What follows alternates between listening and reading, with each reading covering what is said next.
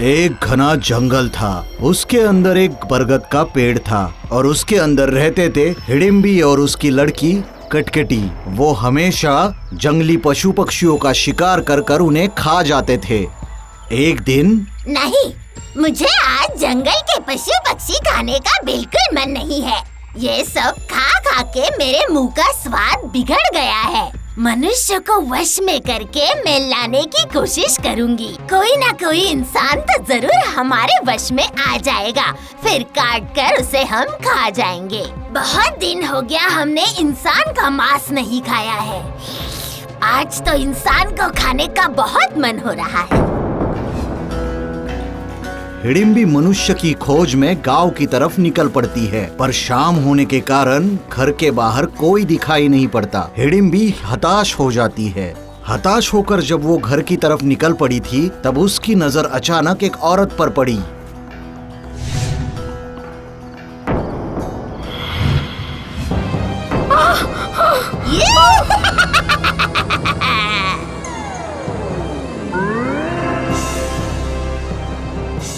हिडिंबी ने एक पल में ही उस औरत पर जादू कर दिया।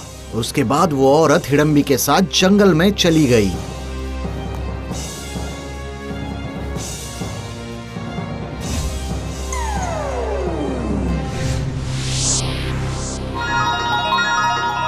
देख कटकटी, आज मैंने हमारे लिए कितना अच्छा खाना लाया है। ये तो एक इंसान है। इसे अगर हम लोग पका के खाएंगे माँ, तो बहुत मजा आएगा ना। हाँ, आज से हम लोग गांव में जाएंगे और रोज एक एक इंसान उठाकर लाएंगे। उसके बाद से प्रतिदिन हिडिंबी शाम होते ही गांव की तरफ अपना शिकार ढूंढने निकल पड़ती थी। वो हर दिन एक नया शिकार करती थी। धीरे धीरे बहुत सारे मनुष्य गांव से गायब होने लगे।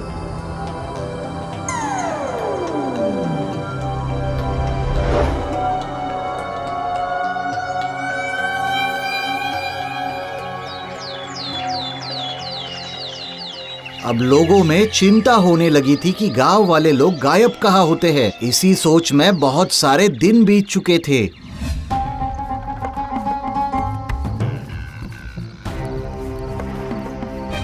अरे श्याम भैया, मुझे तो बहुत डर लग रहा है। मैंने सुना है हिडिंबा नाम की एक डायन हर दिन किसी आदमी को उठाकर ले जाती है। चलो भाई चलो, जल्दी करो जल्दी करो, जल्दी जल्दी पैर चलाओ। हिडिंबी हमेशा शिकार करने के लिए पूरा गांव घूमती रहती थी, पर इतना घूमने के बाद भी उसे कहीं अपना शिकार नहीं मिला। आज क्या हो गया? बहुत वक्त हो गया मुझे इंसान को ढूंढना पड़ रहा है। शायद यहाँ के लोग सावधान हो गए हैं। लगता है आज जंगल के पशु पक्षी खाकर ही मुझे और मेरी बेटी की भूख मिटानी पड़ेगी। वो फिर से जंगल की ओर चल पड़ी। तभी उसे दूर से आम की पेड़ पर एक मनुष्य बैठा हुआ दिखाई पड़ा। तभी उसने सोचा, अरे ये रहा एक इंसान।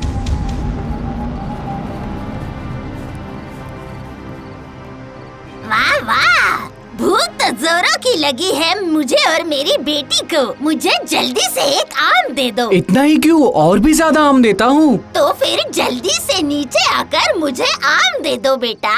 जल्दी आ जाओ बेटा। आपको आम खाने के लिए इस पेड़ पर चढ़ना होगा। ऊपर आ जाइए।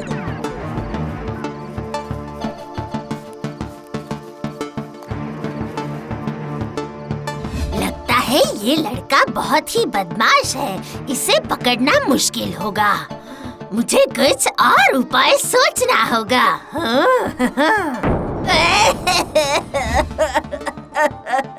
मैं कुछ नहीं खाऊंगी तो मर जाऊंगी बेटा। अब तो मुझे बिल्कुल ही ताकत नहीं है बेटा।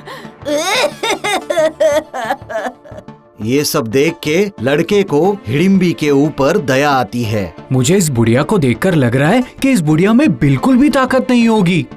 अरे बूढ़ी माँ, अभी मैं इस पेड़ से आम तोड़कर आपके लिए नीचे लेकर आता हूँ।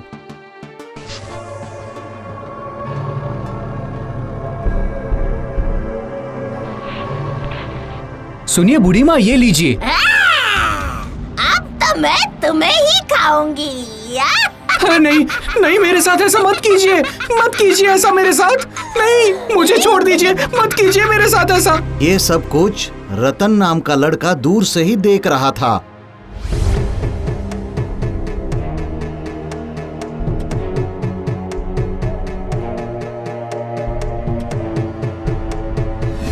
अरे ये चुड़ैल तो उससे अपने वश में करके उसे अपने साथ लेके जा रही है। मुझे भी उसके पीछे पीछे जाना होगा, देखना होगा कि वो क्या करती है। चाहे कुछ भी हो जाए, मैं उस लड़के के साथ कुछ ऐसा वैसा नहीं होने दूंगा। मैं उसे बचा के रहूंगा। रतन भी उस हिडिंबी के पीछे पीछे जाने लगा।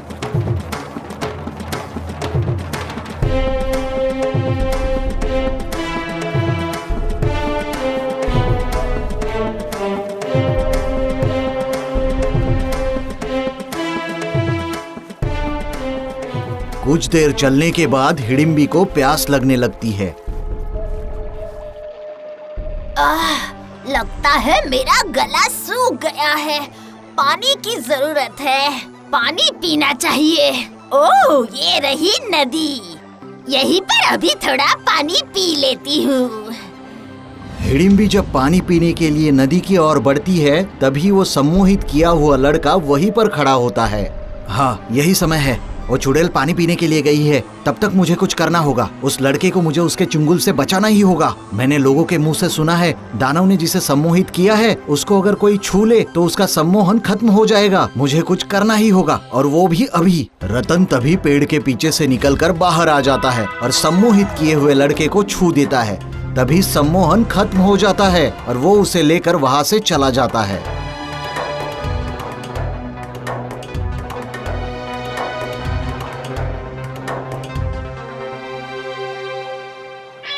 ये क्या? कहाँ गया? मेरा शिकार कहाँ गया? अरे हाय हाय हाय हाय, उसे कौन लेकर चला गया है? हाय हाय हाय, कैसे मैंने मुश्किल से मिन्नतें करके गिड़गिड़ा के उस लड़के को अपने वश में किया था। अब सब कुछ पानी में चला गया मेरा। तो ये क्या हुआ?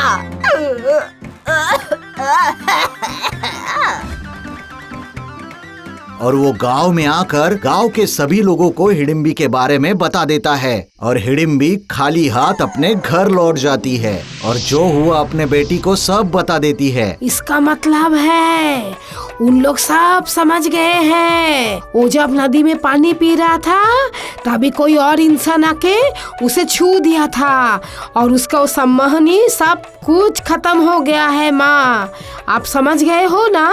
वो फिर वो लड़का को लेके भाग जाता है। मुझे भी यही लगता है बेटी। मैं अभी जाकर सबको यहाँ ले आती हूँ। तुम यही रुको बेटी। हिडिंबी फिर से मनुष्य की तलाश में घर से निकल पड़ती है। तभी गांव वाले एकजुट होकर हिडिंबी को पकड़ने की कोशिश में जुट जाते हैं। हिडिंबी इतने जल्दी किसी के हाथ में नहीं आने वाली। एक बार उसकी नजर तुम पे गिरी ना तो वो वापस तुम्हें ढूंढने आएगी, समझे? तो हम तुम्हें चारे के रूप में इस्तेमाल कर कर उस डायन को पकड़ेंगे। तुम्हें जहाँ उसने पकड़ा था वही जगह पर चलते हैं। मैंने सब कुछ सोच रखा है कि क्या करना है। अब सब हिडिंबा के इंतजार में हम लोग रहेंगे और जब वो तुम्हें पकड़ने आएगी तब हम उसे पकड़ लेंगे। फिर आगे देखो होता है क्या।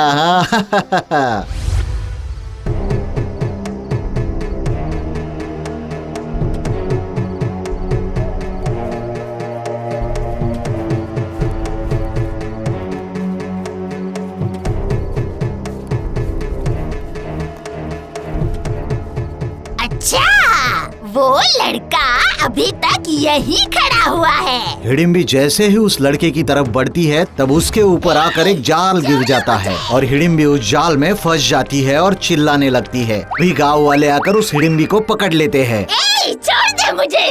तुम्हें मनुष्य खाने का बहुत शौक है ना? लो खाओ अभी। छोड़ो मुझे, नहीं तो सबको मैं यही खत्म कर दूंगी। छोड़ो मुझे। आज हम तुम्हें यहाँ बांध के रखेंगे, छोड़ेंगे नहीं। ठीक नहीं होगा, छोड़ दो मुझे। तुम कितना भी चिल्ला लो, आज हम तुम्हें छोड़ेंगे नहीं। रुक जा, मेरी बेटी को आने दो। वो तुम सबको खत्म कर देगी, किसी को भी नहीं छोड़ेगी। बोल देती हूँ, किसी को नहीं छोड़ेगी। मरोगे, तुम सब मरोगे, सबके सब मरोगे। अच्छा, मतलब तुम्हारी एक बेटी भी है। वो तुम्हें ढूंढते ढूंढते यहाँ जरूर आएगी, तो हम उसे भी पकड़ लेंगे और उसे भी मजा चखाएंगे। बहुत वक्त होने के बावजूद भी हिडिंबी घर नहीं लौटती है। तब उसकी बेटी कटकटी अपनी माँ को ढूंढने के लिए निकल पड़ती है।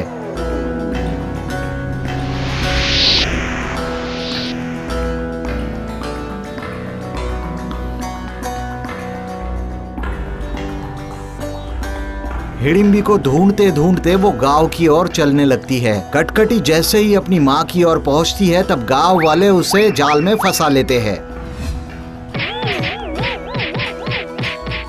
गांव वाले दोनों डायन को पेड़ के साथ रस्सी से अच्छे से बांध देते हैं और सोचने लग जाते हैं कि इन दोनों को कैसे खत्म किया जाए। तभी एक साधु बाबा वहां पर आ जाते हैं। अरे क्या हुआ तुम लोगों को? तुम इतनी चिंता में क्यों डूबे हो? रतन साधु बाबा को सब कुछ बता देता है।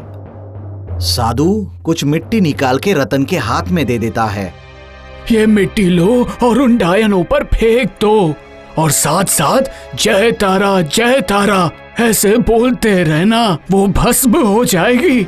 जय तारा, जय तारा, जय तारा, जय तारा। सब गांव वाले ऊपर वाले की प्रार्थना करते हुए जो मिट्टी साधु ने दी है वो चुड़ैल के ऊपर फेंक देते हैं और तभी देखते ही देखते दोनों चुड़ैल गायब हो जाती है और फिर सभी गांव वाले आनंद से और खुशी से रहने लगते हैं। और इस प्रकार हमारी कहानी खत्म होती है।